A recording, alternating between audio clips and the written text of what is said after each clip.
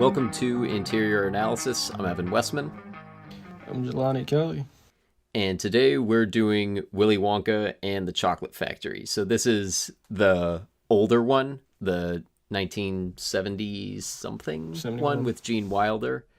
And we're going to be talking about the original book by Roald Dahl also. So this is the first of a two-part thing. We're going to talk about the old version today, which I have seen before and Jelani has not until this week. And then next episode, we're going to talk about the remake with Johnny Depp, which I still have not seen as of recording this. And I grew up on. Yeah, so it's kind of a... I don't know what's going to come out of it, but I think it's going to be interesting. You're also coming into this knowing all three things, whereas I only know two, so that's also going to be interesting. Mm-hmm. My relationship to these two things is like, I really am more of a book person with this. Like, I read this book a ton as a kid. I don't know if we got it like in response to the new version coming out, and I'll mention this again when we do it, I was not allowed to see the new version when it came out. What? Yeah, apparently my parents heard it was like really trippy and they shouldn't bring us to it. And the original wasn't? Fair. But you know, they'd seen that, so that like, and they hadn't seen the new one. I know the rest of my siblings have seen the new one for some reason. I guess I just wasn't there whenever they watched it. But I haven't. Mm-hmm. So I think I saw the movie before reading the book. And most of the reason for that, I remembered this when I was watching it back this week. I used to think when I was little that the kids became Oompa Loompas after they like screwed up. Oh. Which obviously doesn't happen, but like the line in the song, like, "You will live in happiness too," I was like, oh wait, does that mean like now they're being assimilated into like the Oompa Loompa troop? Like that was where my mind went to.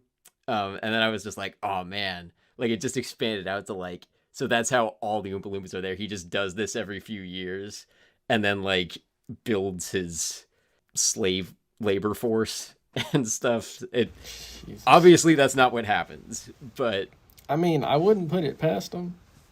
I wouldn't either, but textually there is stuff there to refute that. That was just what I thought as a kid. So I think I saw the movie first, but I'm way more familiar with the book. Like, I think I read this at least 20 times as a kid. Like, I basically have it memorized.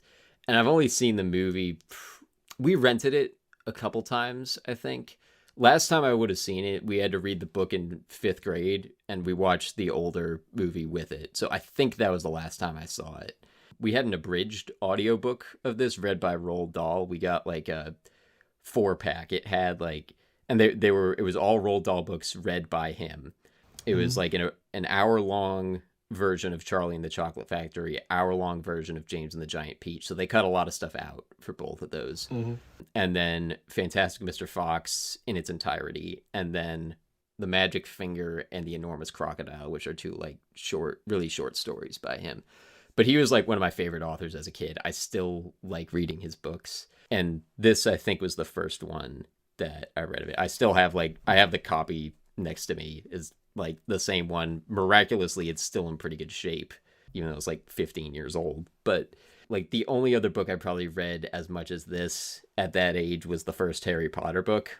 They were where it was at when I was like 6 and 7. So how familiar are you with Roald Dahl? Like, have you read any of the books? You've probably seen a couple of the adaptations of his books, I would think, but like, what do you know of him? So I looked up the list of his books beforehand. I didn't know Fantastic Mr. Fox was one of them. I didn't read any growing up, like personally, but I remember, I think Matilda was read to me in 3rd grade by my 3rd grade teacher, along with the series of unfortunate events. I remember specifically, we were on book 6, and then the class couldn't help but act up, and then he stopped reading to us, and that kind of pissed me off. Yeah. Were they all out by then? Because they stopped coming out in like, I think the last one was 06, right? I think they were, but I think we were like couple of books behind what was the newest one. But darn. Yeah. I remember doing, and sorry, side note, but I remember doing an entire like book project presentation where we had to go around to other people's classrooms and like advertise our own book, but I did it on the seventh series of Unfortunate Event books, the seventh one, and I was only like halfway through reading it. I was presenting something I hadn't finished reading. Yeah, my youngest sister is reading those books now. She just finished book 7. We were watching the Netflix episodes of it like a week ago. Oh man, they're so such that is like such a good adaptation. Like, yeah, talking of kids book true adaptations, to the T, bro. but like all the added stuff too. It's like exactly what an adaptation should be. Yep. Yep. I love the Netflix. I saw. Oh, I have a soft spot for the Jim Carrey version too, of the movie.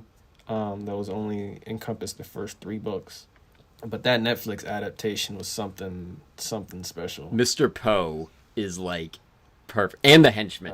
All the henchmen in that are so much better than they are in the books. Like, they're maybe the best part of it. But Matilda.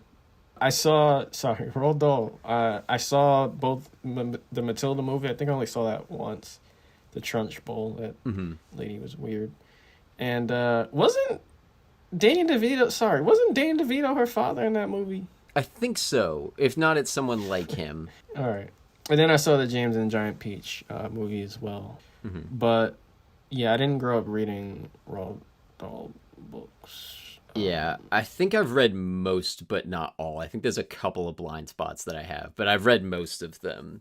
So, so the only one you've like been familiar with the book and movie with to any degree is Matilda. Then, yeah, I remember nothing from either one besides Danny DeVito for some reason. But yeah, pretty much. That was the other. So when I read this in 5th grade, we did both of those actually. I think we did Charlie and the Chocolate Factory first, and then Matilda as like a 2-book unit, I guess. I think they're 2 of his best. I think some of his most popular. Yeah, I mean, James and the Giant Peach is probably up there too. And like, I've seen less of the adaptations, but like, I feel like with all of his work, and we'll get into this a bit, but like just in general with his work, I feel like people have a really hard time capturing his vibe. Like, I think every movie, every adaptation of his books has been done by a different person, and they all like don't quite get it. And some of them go way off the rails. Like Matilda, I feel like is maybe the most faithful adaptation, and James and the Giant Peach, I feel like those 2 are pretty close in terms of content. But then like you get something like Fantastic Mr. Fox is like so far away from what that book is. Like, I think they cover the content of the book in like the first half hour, and then it just turns into a Wes Anderson movie. I feel like James and the Giant Peach might get the closest to like the vibe of reading a Roald Dahl book, where it like goes into animation from live action. That kind of feels like it fits with his, and I'll be interested to see what they did with Tim Burton's version of Charlie and the Chocolate Factory, because like, oh, it was Tim Burton. Yeah, I just called the Depp version. I didn't know Tim Burton directed it. Yeah, and I don't think he's ever done any other Roald Dahl books, but like, he's a director that I feel like kind of like him and Wes Anderson, they both are kind of choices that make sense with Roald Dahl's vibe, but still maybe aren't quite right. It's so specific, and like, now when I see, like, I think I watched the first like 5 minutes of the BFG adaptation that came out a few years ago, and I was like, nope, I can't watch the rest of this, because I could just feel it going off the rails. And even that HBO Max release of The Witches from a couple months ago, like, I saw that looks yeah, I saw somebody review the original movie, and this version doesn't look, I don't know what it's supposed to be about, but it just looks strange to me. Yeah, I think it's I think Robert Zemeckis is the director, who I don't really know enough of him. I've seen some of his stuff, but he doesn't have like a consistent enough vibe for me to say, like, I don't know if he fits with it or not. But as soon as I saw the trailer, I was like, ooh, even if it turns out like decent, I know it's just not gonna be the same as reading the book. So like, I don't really want to see it, even though I like the people in it. Like, the 3 lead actors in it are all really good, but I know that movie is probably not going to be great. But anyway, back to Charlie and the Chocolate Factory. Did anything in the book surprise you? Or like anything notable you want to mention from the book? Because this was your first time reading it. No. Short answer, no. Like I said, I imagine the Tim Burton version while reading it pretty much the entire time. There are a few things in the book that weren't in that version of the movie. So let's get into the first topic we have, which is changes from the book, and we'll get into your initial reactions with this too. So first thing, we're not going to cover all the changes because there's a bunch of little ones that aren't significant enough to list. Also, like, just to start off this section, like, Roald Dahl apparently hated this movie, which has not limited how, like, it's been accepted by people who do like the book, I think, but he was just intensely not here for it. And like they wanted to make a sequel to it because there's a sequel book, Charlie and the Elevator. Yeah, which is like completely different. Some of the same characters, but it's a completely different vibe. Like they wanted to make a movie of that, I guess as a sequel to this movie, like in connection with it, but he hated how they did it enough that he was like, no, you're not going to do that. So I don't mean that to like taint how we view this movie, but I just want that out there and known for going into this. So what was the change from the book that you felt like was the most significant? The title. I was kidding about it being the biggest thing, but I've heard that this one, even though it's called Willy Wonka and the Chocolate Factory, focuses more on Charlie, and the Tim Burton one is called Charlie and the Chocolate Factory, and it focuses more on Willy Wonka. Mm-hmm. So yeah, I never understood that. It's like Greenland and Iceland, like Oh yeah. Mm. Biggest changes. I mean, they got rid both. I don't want to keep mentioning the Tim Burton one because you still haven't seen it. So this one gets rid of one parent for the tour, which makes sense because you in the book, like, there's really no point to both parents being there other than showing that Charlie can't have both parents there because both of his parents need to, survive. Yeah, that was fine. It was a pretty big change, removing like a character completely, even though they really didn't have identities in the book. They were kind of just like, oh, this man is crazy. Oh, save my child. My child's going to die. What else? The father is not here. Cool, I guess.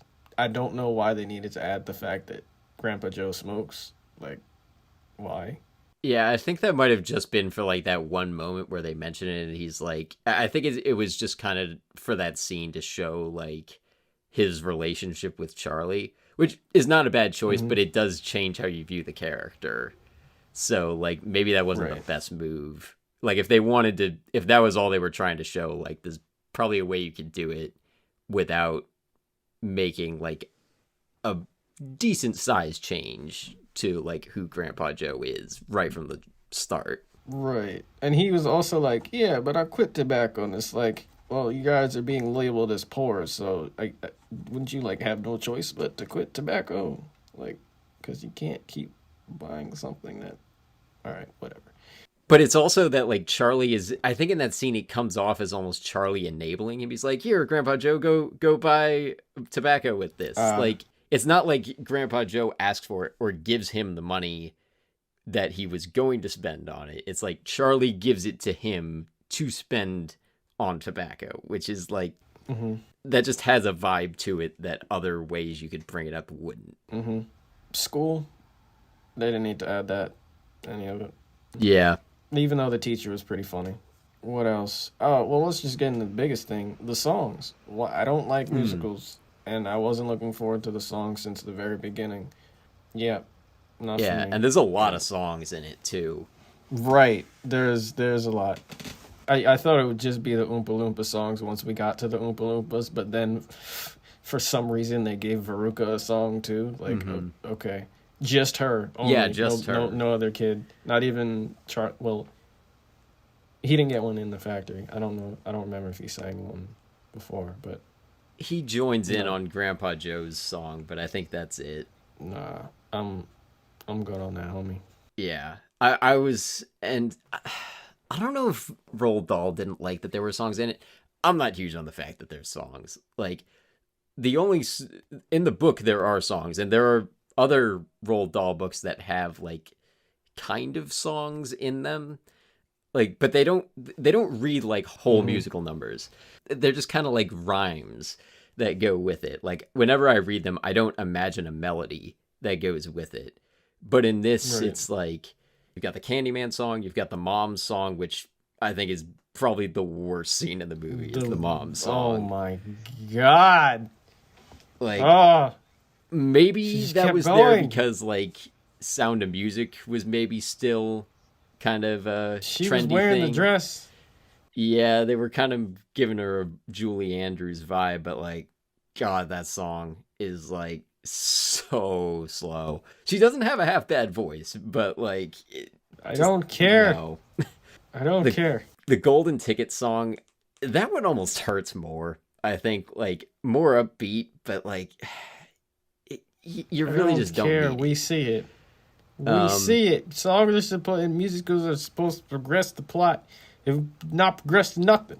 All right. Yeah, and Grandpa Joe's skipping around and stuff like, and like That took emotionally yo. that makes sense, but like he's also, I mean, I don't know if it says it in the movie, but in the book he's been in bed for 20 years, and it just it that those musical numbers could work as a play. As a movie it No. comes off so different.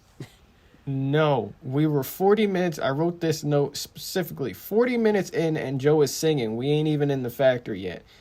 I was getting impatient with how long they were taking outside with all the extra stuff they added. Why did Charlie have a job? I guess that's because they got rid of the father for some reason, but cool.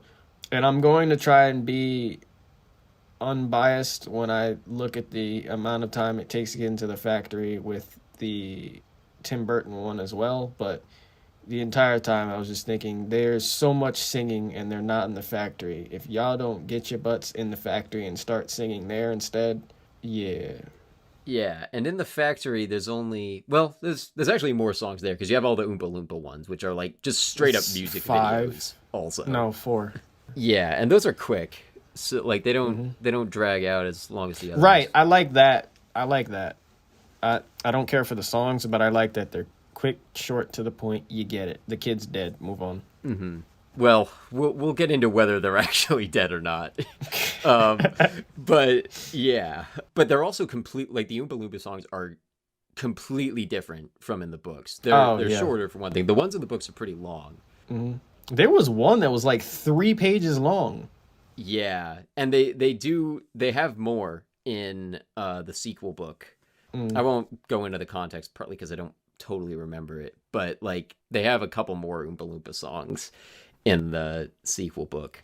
They're completely different lyrically, but they do kind of have the same vibe, except they feel more like death songs in the movie.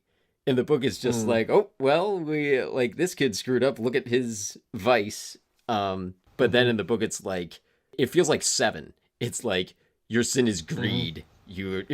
So you die by greed. Right. And like there's just more of like a sense of doom about it. And then of course we have the Pure Imagination song that everyone knows. I think is probably the best song in it. And I think you mentioned earlier Veruca's song, which No. why like I don't think it's the worst one. What I would guess maybe happened is they cast someone who what like she Right, probably who had like a was musical trying- theater background and they were like, okay, this is a musical, you can do a song, let's go for it. Also, they made another change. They made the squirrels geese. My guess was geese were easier to manage than squirrels because it was 100 squirrels in the book. I'm guessing geese were easier to. And they still got the message Yeah. across. Bad nut, bad egg, same thing. It's fine. Right. And it's also like the geese don't have to do anything in that scene, whereas the way it plays Right. out in the book, the squirrels push them into the garbage chute, which Right. I don't want to know what they would have done for that. Like with 1970s VFX, that would have looked hella creepy. So Right. like Oh. I'm glad they didn't do that. Shout outs to the freaking set people for this movie for 1971. This set design is clean.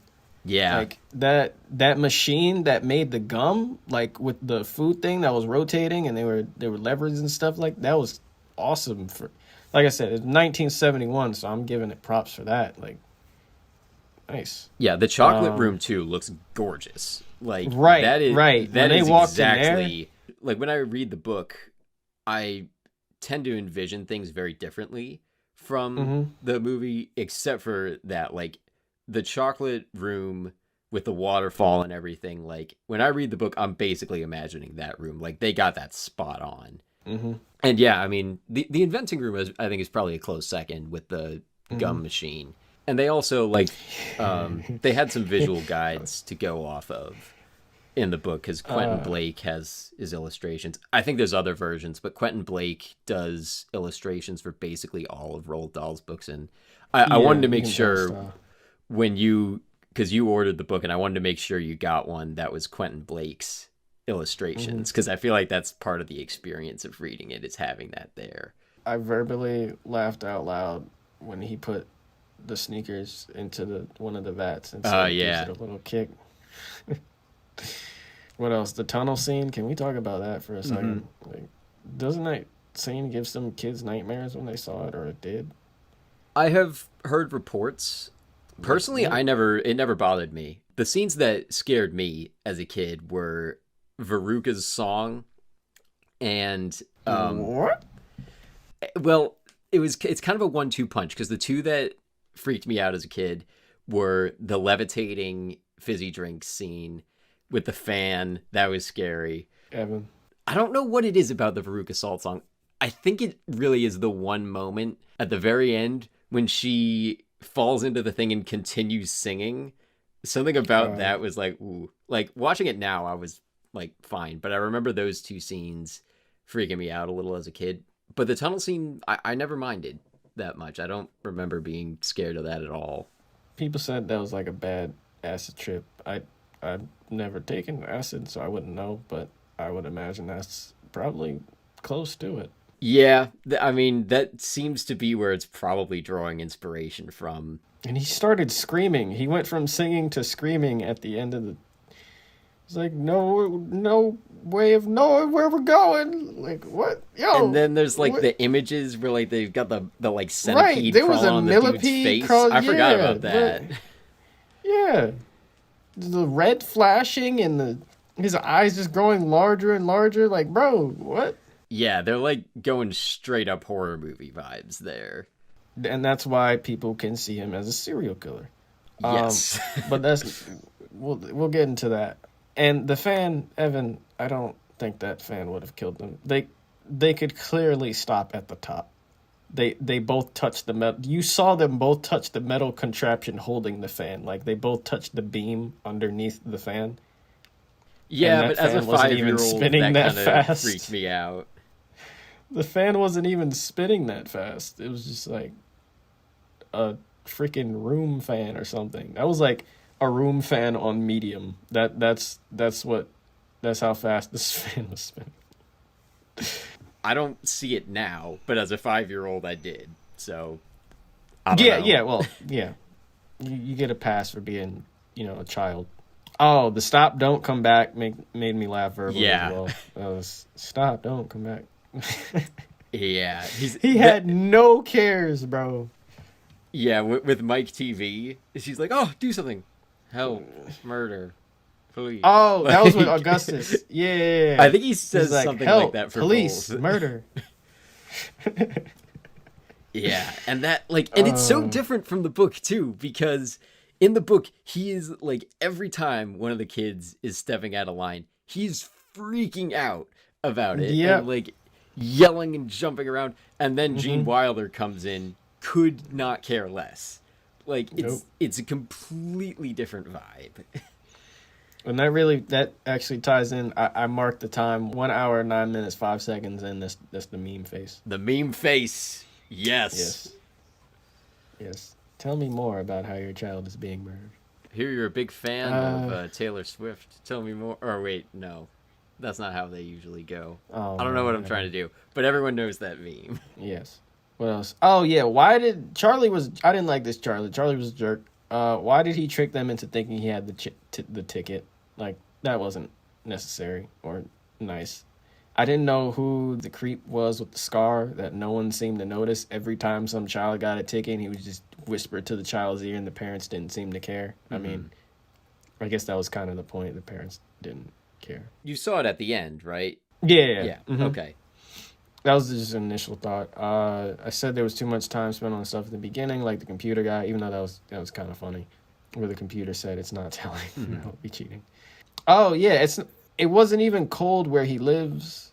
Like I feel like that was a pretty important part of the story too. No, like it was summertime. Like it was like fall because they said October. It was, Yeah.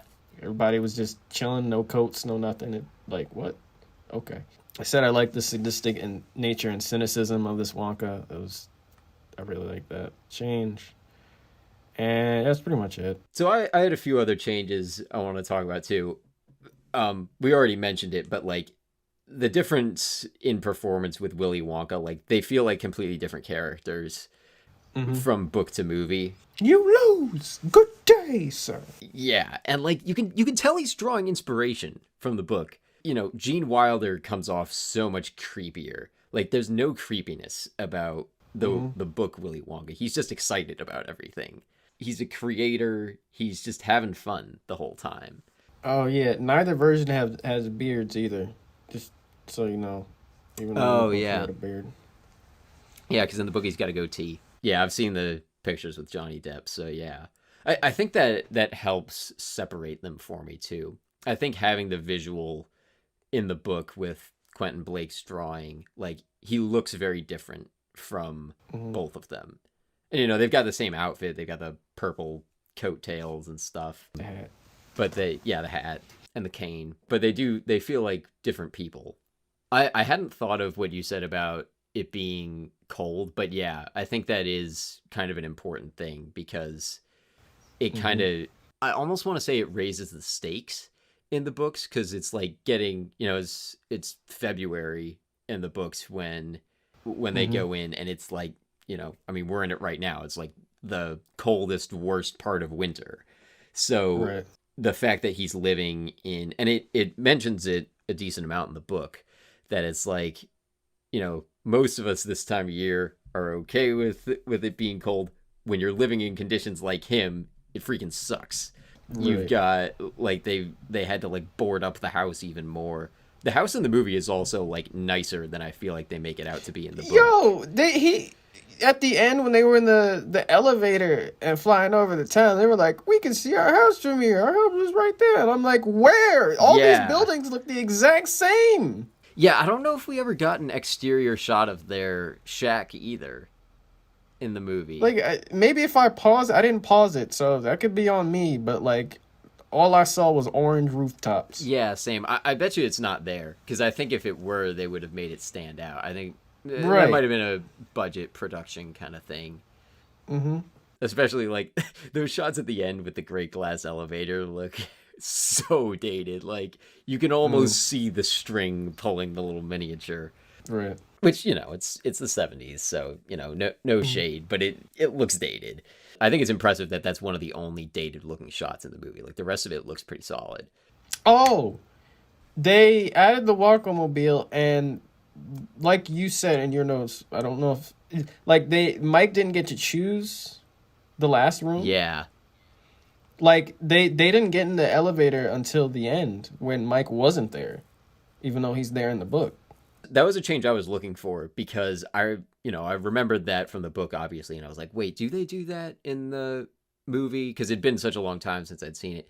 And I think it really does change it because, like, I was tracking when I was reading the book because, and, you know, we've been talking already about how, like, Gene Wilder comes off as a serial killer.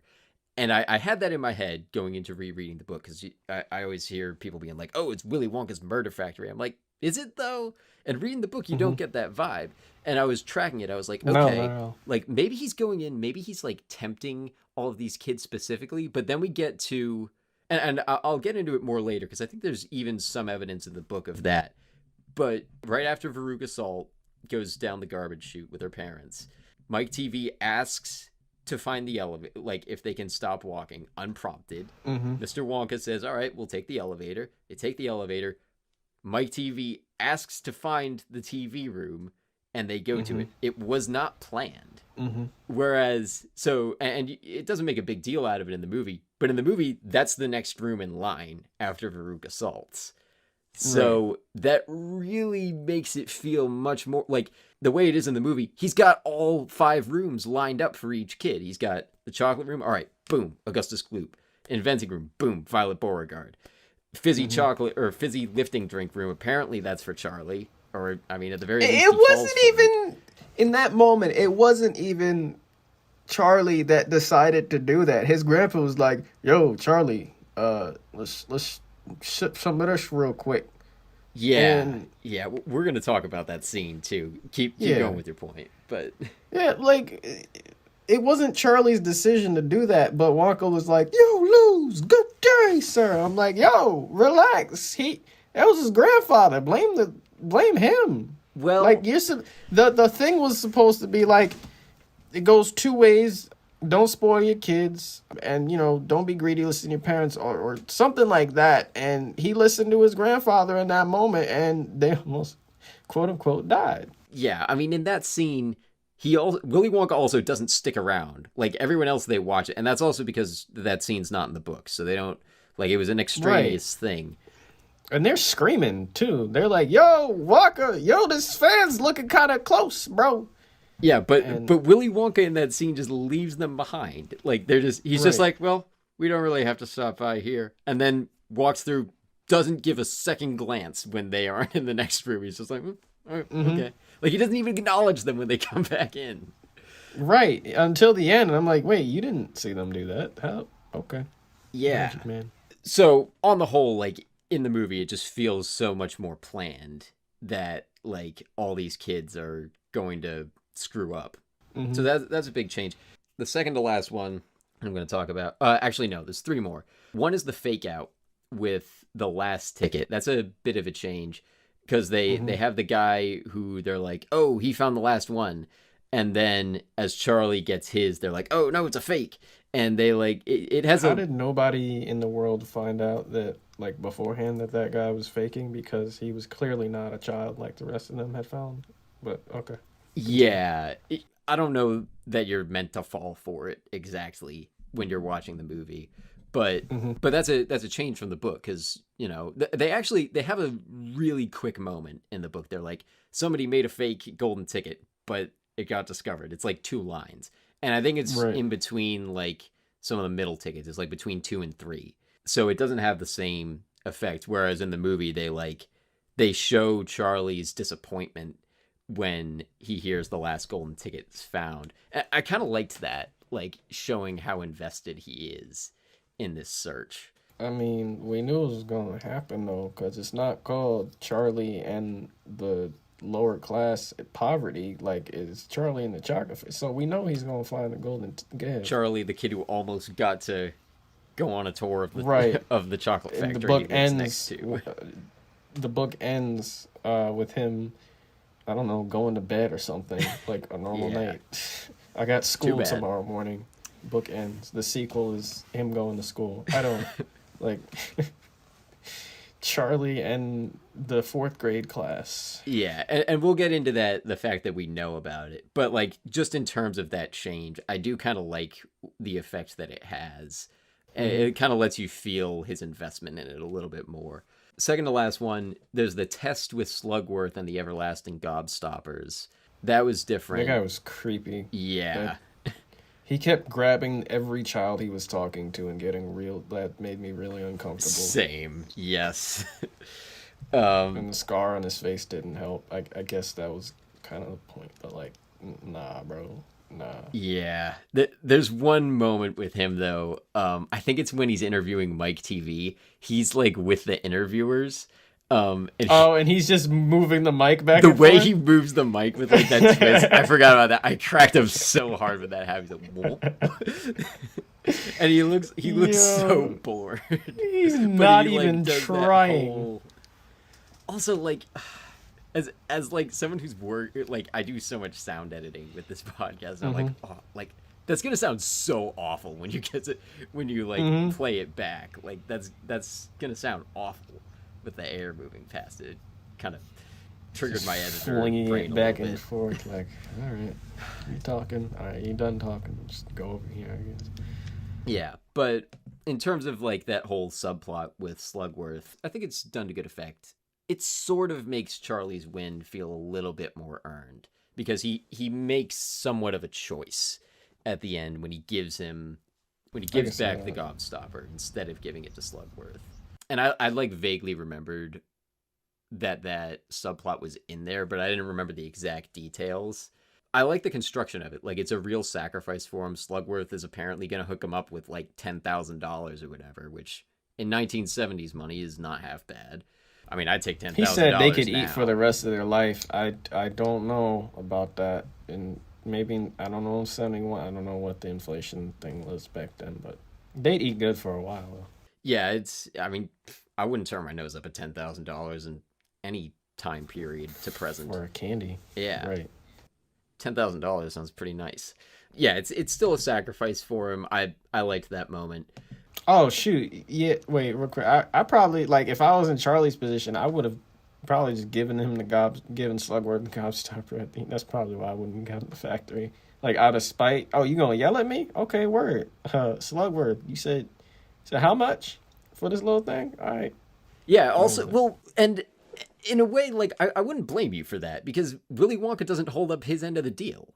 Like he Right. promised to give all of them that was, and in the book they all get it. Like all the bad kids Mm-hmm. get their chocolate at the end, Mm-hmm. despite everything else that happens. They get what they were promised.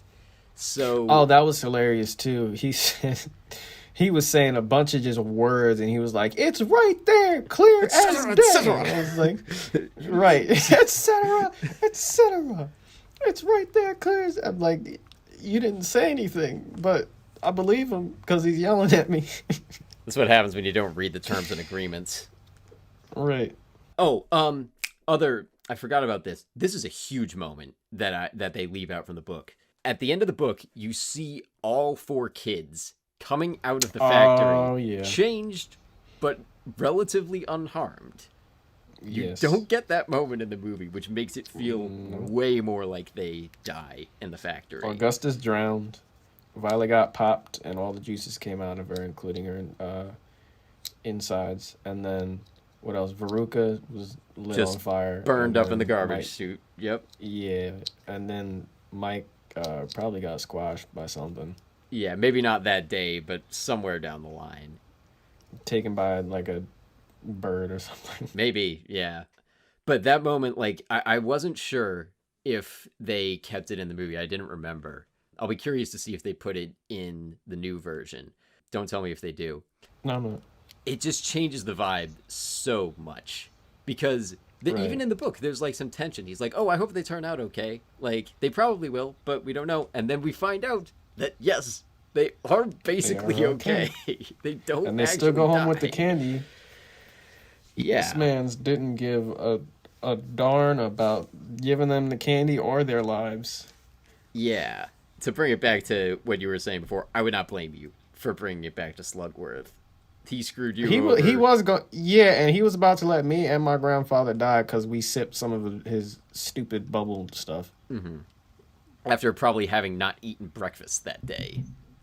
Right, right. You gotta forget, like, well, it's explained in the book that he's super hungry. I didn't get that here.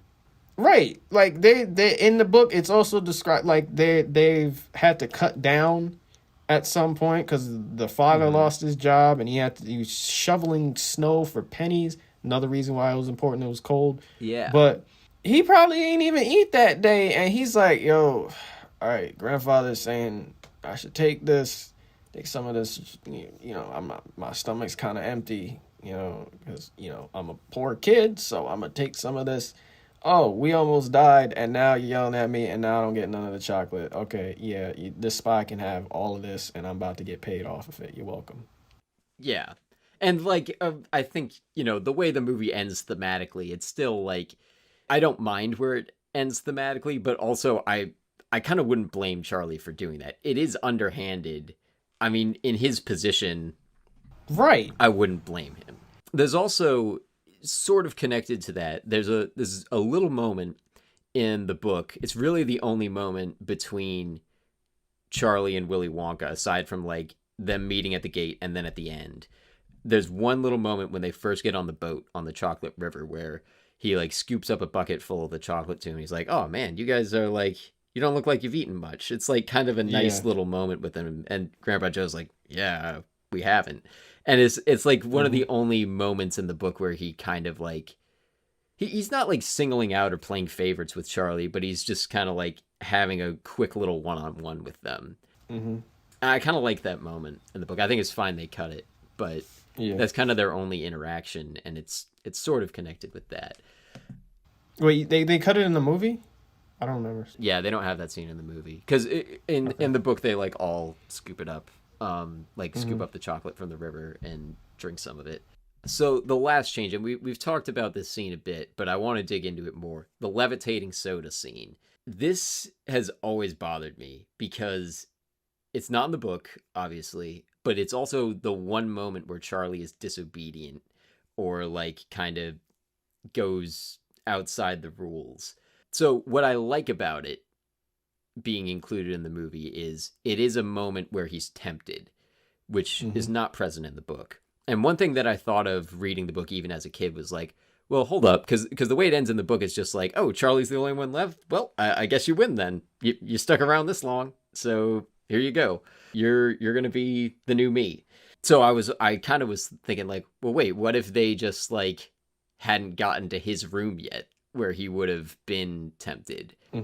Because there's no moment like that in the book where it's like, oh wow, I really want to go eat this thing or go touch this thing. He never has any of that. So in that sense, I like that this moment is there. But what I don't like is that he falls prey to it, because then he's kind of on the same level as everyone else. He's not as much of a jerk as the other kids still, but he's just as like corruptible, I guess, as them. He just kind of gets off lucky from Grandpa Joe discovering that they can burp to get themselves down, which is not really something that puts him in like a higher moral position the way it is in the book. What do you think of that moment? Because I feel like it's the most significant change from the book. I feel like it built tension for that last scene in the movie where he's shouting. I don't know if it's necessary. Like maybe they could have, like he could have been tempted but just turned away from it. That could have shown a difference right then and there. I mean, he was clearly different from the beginning. I mean, I don't agree with Wonka's decision when he found out that they had sipped it, like, and then, you know, also leaving them there to quote unquote die. As far as the difference between the two, I don't know. I guess it's fine for this movie. Do you think it makes it feel like Charlie doesn't deserve to win the factory at the end? No. Less deserving for sure, though. But do you think he still deserves it at the end, despite that? Compared to the other kids, yes. Oh, yeah, for sure. Yeah. I'm not disputing that at all. But I'm not saying like you need to have a definitive answer. I don't really know what my answer is, but that moment calls that into question, like whether he deserves it or not. No, I don't think he's less deserving because he took the sip there. Like I said, because of all the reasons we listed before, like them not eating, that's a huge thing that I didn't even consider when I saw that. Like, oh yeah, I forgot they're probably starving. They're most likely, no, he's not less deserving. Yeah, I mean, I'm a little ambivalent on it. Like, I think he's certainly less deserving of it, and I would be disappointed in him if I were in Willy Wonka's position. Here's another thing they maybe could have done with it. Like, I do kind of like the idea that he redeems himself at the end with giving him the gobstopper, but I also feel like maybe there was a better thing that could have like had him make up for his actions. You know, like apologizing. none of the other kids did Right, that. maybe he owned up to it. Right. Maybe, like, what could have been a cool moment is, like, Willy Wonka's like, hey, you win, you're the last one. And he goes, but I did this. Yeah. Like, Or so I don't deserve it. Yeah, if Willy Wonka already knew something like that, if he already knew and Charlie fessed up in the end and was like, yeah, I already knew that. You're good.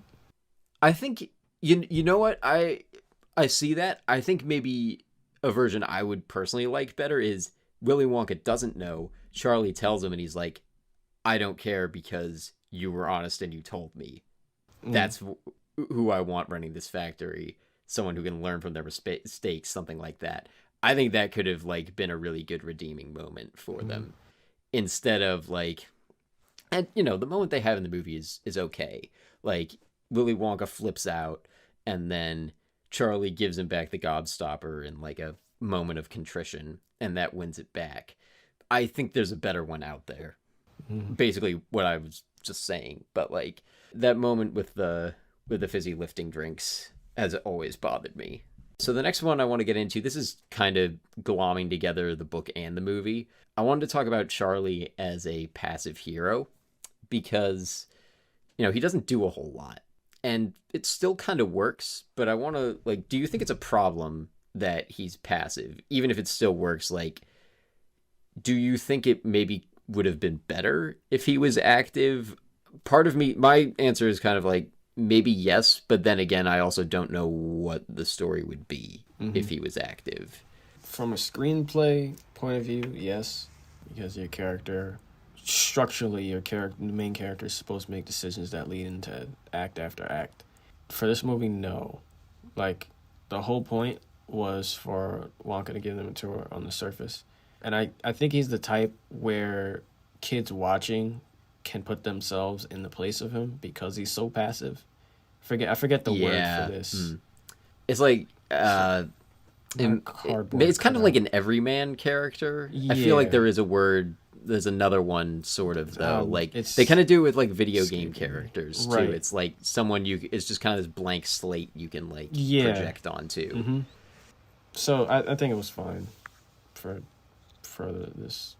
Yeah, I think it works better in the book too, because like as a reader, you are kind of like you're imagining it, so you can kind of see it through Charlie's eyes a little more. So having him be that sort of blank slate, not really doing much, like it makes him feel less distinctive, but it also makes you, I don't want to say identify more with him, but you kind of have his point of view a little more. In the book, I think it works. It does translate not quite as well to the movie. And yeah, I completely agree with what you were saying. Like for a screenplay, you really want your character to be active, and that's still good to have in a book for sure. Like it's not any less important, but in a book you can also get away with not being like having a passive protagonist who's just kind of along for the ride. It still works. Like he's still generally a good kid the whole time, and I think part of it too is that he's, all the other kids are going in there like, oh, what can I get? Like, what am I getting out of this? And he's just kind of happy to be there. Like he's grateful that he's getting this opportunity, whereas all of them are coming in with like greed in mind. So it sets him apart like that. We learn about him by contrast through them. Like in some ways, it's maybe not the greatest thing that we pretty much have a better sense of all the other four kids than we do Charlie at the end. But we also learn about him by contrast. So it does something. Yeah. One thing I wanted to bring up too, because there is such a thing as what's called a flat arc character, which is a term I only learned pretty recently. It's like a kind of character who doesn't change. They don't like have a traditional arc, but the world around them changes, and Charlie like has elements of that, but he's not, because he's so passive, he's not actually changing the world around him. Like all the other characters basically have arcs in the story, which is kind of what happens with a flat arc kind of character. Some good examples of a flat arc characters, like Captain America is a good flat arc character. Jesus also is, I don't like know if we want to count him as a fictional character exactly, but like in any rendition of like the Jesus story, he is a perfect flat arc character. where like he's not changing, the world around him is. So Charlie's not changing, but he's also not changing the world around him. So I don't think it's fair to call him a flat arc protagonist. And again, I think that works okay in the book, but it doesn't translate perfectly, and it makes him feel less specific. I mean, some other stuff with him, we do get a little, like, he's doing, I don't really want to say he's doing things. That feels a little bit generous. Like, in the first half of the book and the movie, but we see him, like, existing a little more before we get into the factory. Like, we're kind of with him when he's hearing all the stories about Willy Wonka. We get to hear his take a little bit on, like, when all the other kids get the golden tickets. He's also not condescending toward them, which I think is a big thing that helps, like, get you on board with him. Like, even when the rest of his family are like, oh, God, like, kids these days, when they hear all the other stories, he's, like, he sort of agrees, but he's not piling on. Like, he's not judgmental, which I think is really good for the book. Yeah, and we get some access to him. We see his, like, day-to-day and how he's, like, poor, and he has hope through the myth of the chocolate factory. So I think that, like, helps give us access to him. I don't really know if I'm, like, building to a point with this, but it's an interesting character construction that's, like, kind of non-traditional. One of the last things that I think makes it work is that, like, when we get into the factory, he's not doing anything, but there's still a lot of stuff happening. We're entertained, so that helps. Also, my last point with this, like, it reminded me a bit of the first Harry Potter book, because you have similar circumstances there where, like, Harry isn't doing, like, a whole lot in terms of being active. He's, like, kind of got a miserable home life, and then he gets this opportunity to go to Hogwarts. So it's pretty similar. It's like, through no actions of his own, he's given this chance to go to this, like, amazing world that's so much better than the life that he's had up to this point. But the difference is, once he gets to Hogwarts in that book, he's like, he becomes active once he gets there, and he's even actually disobedient. So it's very much not trying to do the same thing as it is with Charlie in this. So I just thought that was an interesting comparison that I feel like I picked up on a little bit as a kid. Did you have anything you wanted to add with that? Like, how it changes the story, or, like, what it lends to the story that he's kind of a passive hero? No, not really. Okay. So if we're done with that, we can get into the last topic, which is the message of the book and the movie, which I kind of different from each other. Didn't really put that in my notes, but in thinking about it, I think they're not really saying the same thing. But in the book, there's kind of a two-part message, like one for adults, one for kids. The message for kids is just like, don't be greedy or you'll die. Things will happen. And the parental message is like, don't spoil your kids, love them, but don't spoil them. Because we do see, like, and this is kind of a rarity in kids' books, and even in Roald Dahl books specifically, like, Charlie's family is, like, very good to him. He's not, like, cared for financially, but, like, he's cared for in, like, a family sense. And that's not true of, I think, almost any other Roald Dahl character to that degree. Like, Matilda's parents are awful to her. James from James of the Giant Peach, his parents aren't in the picture, and his guardians are awful to him. The kid in The Witches, who doesn't have a name for some reason, his parents are dead, but his grandmother is, like, taking care of him, and she's, like, a good guardian. Sophie's an orphan from the BFG, so, like, this is kind of, like, the character, like, the child character with the biggest, or, like, most family dynamic out of any of his characters, which is interesting. It's also kind of an anomaly among kids' book characters in general. Like, yes, most of them are orphans of some kind, and he's not. I mean, in the movie, we don't know where his dad is, but in the book, yes. Yeah, it's not really clear. I don't know if they mention it, but, like, it's not clear if he's, like, dead or just not in the picture for some reason, but he's not there. It's not really a big change from the book because his dad doesn't have a whole lot to do in the book, but, like, it is a significant choice that they change that. Like, it does kind of change how you're supposed to view him, I think. Even with that change, like, Grandpa Joe feels, in both versions, feels more like a father figure to him. Like, you still very much get the sense in both that he's cared for by, like, parental figures.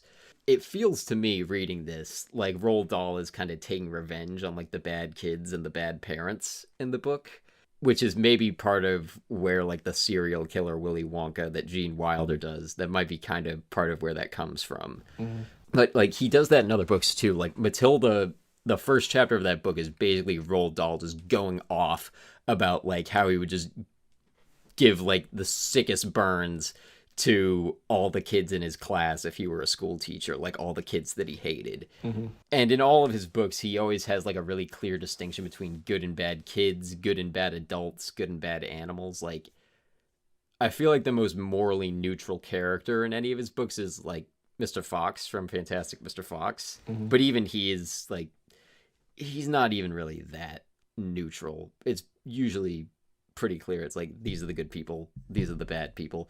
There's kind of a neutral category with, like, I'm going to call them stupid adults. Like, they're not evil, but they're just dumb. Oh, okay. And those come up all over the place in kids' books. I've never really been a fan of that, but that's kind of beside the point. Like Mr. Poe. I feel like Mr. Poe is not that extreme of an example. I mean, in the show, well, Series of Unfortunate Events has a ton of dumb adults in it. Yeah. Like, every time anyone doesn't see Count Olaf's disguise, it's like playing hard into that trope. Mm-hmm. But I feel like Mr. Poe in the books is less of a dumb adult than they make him in the show. Mm-hmm.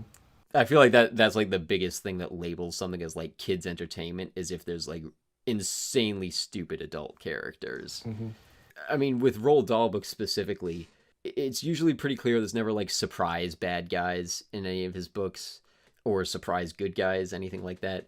But it's also not like any one type of person or type of animal is good. Like, across all of his books, there are, like, good and bad rich people, good and bad kids, good and bad parental figures, good and bad otherwise adult authority figures.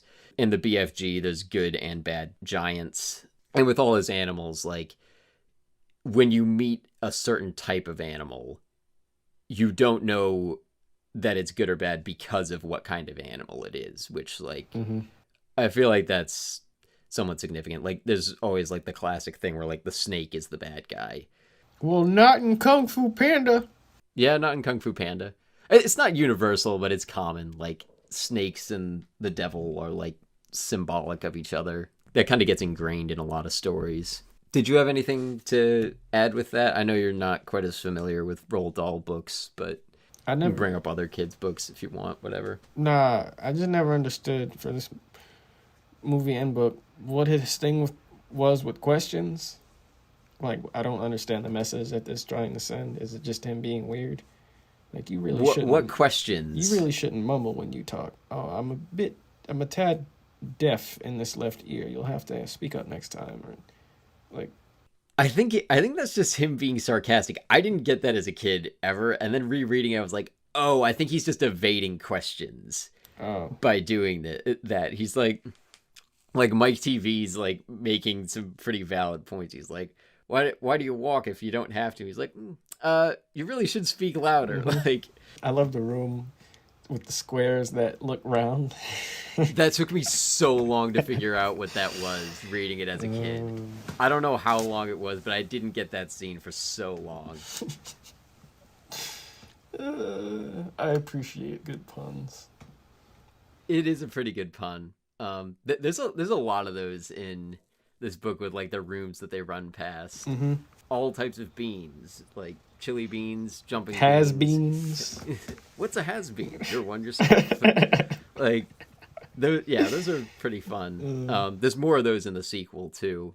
I can't think of any right now, but there's definitely more, like, candy punning that he goes into. Mm-hmm. There's, like, chocolate milk cows and stuff, I think. Mm-hmm. There's not, like, scenes with them, but I think they run past a room with it or something. We kind of talked about this already, but do you think Willy Wonka is deliberately tempting all the kids? I'm kind of talking more from the book, but we can tie in book and movie with this. even if he's not trying to like get them to fall into his traps or whatever, do you think each room is kind of specifically targeting one kid at a time with like its temptation? Not in the book. Not in the book. Because Veruca had been wanting things all throughout. Just an example, had been wanting things all throughout the book, and then she finally got to the squirrel room and was like, okay, I've had enough. I don't think he had planned for that. Or in the book, I don't think he planned for that. Like, why would he know when she would snap? Why would he know anything about the kid that he just met? Well, I would have agreed with you before rereading this, but I was kind of like going through it like in my head one by one, and I think there's not like textual proof of it. So Right. like, But for the others, I was thinking about them just now. Like, maybe. Because gum, for the gum right. chewer. Yeah, especially that, because like that's a new thing that he presents specifically. He probably read the papers and knows Violet Beauregard's into gum and presents her with like the best stick of chewing gum ever. Right. So He doesn't must have taken that deliberately into give it account. to her, but she takes it. He knew she would take it. And then the room where you can eat everything. Yeah. Mm-hmm. And then the TV room. But Mike didn't choose the TV room in the movie, in the book. Right. Yeah. So, but even in the book, though, you know, in the movie, of course, it seems very specifically targeted, but in the book, He I asks believe he asks about it, but more specifically, I'm gonna double check this in the book right now, but I believe Willy Wonka introduces that room as his latest and greatest invention. He's maybe had a little bit of time in between when he found out about Mike TV getting it, understanding his addiction, Mm-hmm. and then he's like, I have an idea. Maybe I've had this on the back burner for a little bit. Let's move it to the front. And then he makes television chocolate, thinking that, you know, maybe it'll come up if we want to, like, test what Mike TV's made of. Mm-hmm. That may be a stretch. I might be really grasping for it. But there's a little bit of evidence in the book that he's doing that. I think you're right that, like, Veruca Salt, kind of anything could have tempted her. She was, like, wanting everything in sight. Mm-hmm. It gets a little like caricaturish with her, and same with Augustus Gloop. Like, I think showing the chocolate room to them almost feels obligatory, like just from his perspective, Right. like that's kind of like the big crowning achievement of the whole factory. Mm-hmm. It's not like he was gonna skip that room, and also like he doesn't have to specifically target Augustus Gloop. The entire Augustus Gloop's factory entire is, thing. Yeah, dedicated to food, so. Yeah, although it does feel like a little, maybe not targeted, but like, you know, all of the kids' deaths, or not deaths, you know, downfalls. No, you said it right the first time. Well, in the movie version, yeah, but like they're all very ironic. It's like Violet Beauregard succumbs to chewing gum. Mm-hmm. Augustus Gloop, the kid who eats everything, gets into a room where he can eat everything, and like that's his downfall. Mike TV, of course, pretty ironic. Like, he loves TV, gets tempted with being inside of one, which is a weird thing to want to do, but sure. Yes. And that's his downfall. And I never felt like Veruca Salt was ironic, but then I was thinking, like, maybe it's supposed to be because, like, the way she gets her ticket is that her father runs a peanut factory. He has all the ladies shelling nuts, and then he has them. That's the language he uses. Mm-hmm. He says, I have them shelling nuts, now I have them shelling these chocolate bars. Just like the squirrels. It's not the most obvious, like, Should have been parallel. cracking eggs. Right. Well, maybe. I have all these hundreds of workers cracking eggs every day. I don't know why, but I get paid for it and make billions. Hey, I always prefer to have my eggs hatched, so I'd be down for it. Really? I prefer mine scrambled. Yeah, no, whenever I'm asked, my eggs have to be hatched. You imagine being at a diner? Like, okay, and how do you want your eggs? Hatched. Yeah, just Yes, the I whole want to. child. I've never gotten the like actual opportunity to do it, but I want to someday. Oh my god. And just see their reaction. I always go for omelets actually though. But yeah, like with the squirrels, like I think maybe it's supposed to be a parallel with like because in that one too with Veruca Salt, it's punishing the parents with her. No, it's Like because they they got get trash personalities. I mean that too, but that's the only one of any of the kids whose parents are also kind of grouped in with the punishment. Yes. And that, you know, they're very specific about that. They're like, "Oh, this isn't her fault. It's really her parents' fault." But they're for all spoiled. indulging her." And yeah. Right, but they make much more of a point of it with her. So, yeah, I mean, I don't think from my own sort of headcanon or just reading of it, I don't think book Willy Wonka is sadistic.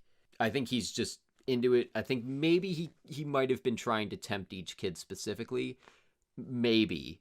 But there's more evidence against that than for it. Movie Willy Wonka absolutely like is exulting in watching these kids get their like sorry for this pun, but just desserts. He's into that. I had to. It was a very low hanging fruit. Does candy count as dessert? You gotta ask yourself that, Evan. Hmm? He goes in for everything. It's all fair game. That's kind of all I have on this. So, did you have anything else on like the message of it? Nope. I'm gonna be interested to see the differences for the remake. Any other thoughts on anything from this movie? Nope. Any of the memes? Any of the Gene Wilderness? This movie was a Gene Wilder ride that you would have expected. Fair enough. Yeah. It was a stretch. Like Mike TV. I've heard worse. Yeah. We are in a world where our character's name's literally Mike TV, so Veruca. What the heck is a Veruca? Believe it's a kind of wart on your foot, but I must be wrong, mustn't I? That's a quote from the book. Yes, I know. Wasn't sure if you'd pick up on that. No, I got it. Yeah. Props. If we're done there, our next episode obviously is going to be on the remake with Johnny Depp, Charlie and the Chocolate Factory. Yes. Both of these are also currently on HBO Max if you want to watch them. I think that's the only streaming service they're available on. So we're going to continue the conversation with the next one. Again, I have not seen the remake yet, so that will be interesting. Do we want to say that we're like some of the other upcoming episodes we were talking about just before this, or yeah, so other ones, their mouths salivating. Other stuff that's going to be coming up, we are going to do an episode on the Snyder Cut when it comes out, Justice League the Snyder Cut. We're also planning to do the Godzilla versus Kong movie that's going to come out, I believe end of March, so those are both coming up. And Mortal Kombat. And Mortal Kombat, right. Mid-April. Yeah, which I know exactly zero about, but yes, I think you make up for my lack of knowledge in that category. We'll be bringing a guest on for each of those as well. Yes. You've heard him on the channel. Is it called the channel? You Sure. heard him on the channel before. He voiced Seismic. My homie Hassan will be on for that because he's enthusiastic about all three of those things. So he'll be a guest on those. Yep. So, I mean, we'll have other episodes before that, but those are coming up and, you know, big releases. So thought we'd announce them. Other announcements. We have merchandise on Zazzle. I'll put a link in the show notes, but you can get sweatshirts, stickers, t-shirts, mugs, notebooks, whatever with our logo. They have like tons of stuff you can get. Some things that I don't know if I would particularly recommend getting with our logo on them. I found a pair of leggings you can put with our logo. It looks really weird, but they have basically anything you'd want. If you want something like that with our logo on it, we can hook you up. Just let us know so I can make the product. I want a Bachelor of Science degree with the logo on it. Can I get that from the website? I think we might have to start a university before that. I mean, you know, I got plans for this podcast, but I was not thinking that big. I mean, if you really want it, I don't know. I don't know if they could do that, but maybe if that's what you're Interior into. Analysis University. Yeah, if you listen to all of our first 2 seasons and watch all our YouTube videos, you have graduated. You have a Mm-hmm. bachelor's degree in interior analysis. Mm-hmm. We have our Patreon. Come support us on there. There's bonus content. Our logo is by Kelsey Hendry.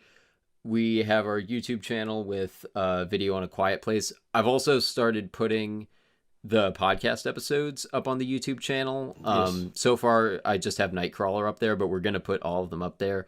I don't know if that's what anyone would be interested in, because if you're listening to this, you're not listening to it on YouTube.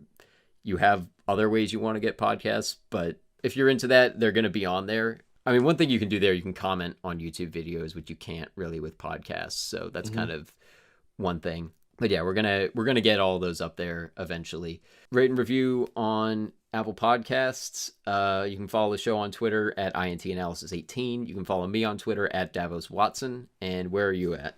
I'm on Twitter at Jelani T. Kelly, based Phoenix on Instagram, and I just started streaming again Monday through Thursday, 8 to 9 p.m. Eastern. Anything from writing to gaming. Right now, it's just writing because it's the easiest thing to do. But come watch my thought process on any of the stuff I'm writing, like the novel I wrote. Go buy that. All right. Novels, I think, right? I mean, Well, there's only yeah, one the second available, one's but I have an editor for the second one, so the second one is on the way now. I mean, I had it done. I was just waiting on somebody else to look at it, so that is on the way now. I have to have the art done for it as well, but look forward to that too. That'll definitely be done by the end of this year. It'd be nice if I could get it done by like April, when the first book came out last year. That'd be yeah, have a yearly cycle with it. It would be nice. Yep. That's it. All right, so we will see you next time then. Yes, eat plenty of chocolate. Eat plenty of chocolate. Well, Uh, sure. Be modest. Yeah, don't do whatever Willy Wonka would kill you over, I guess. Yeah. That's the message. That's the message. Don't die. That's the message. Don't die. Don't die. All right, bye.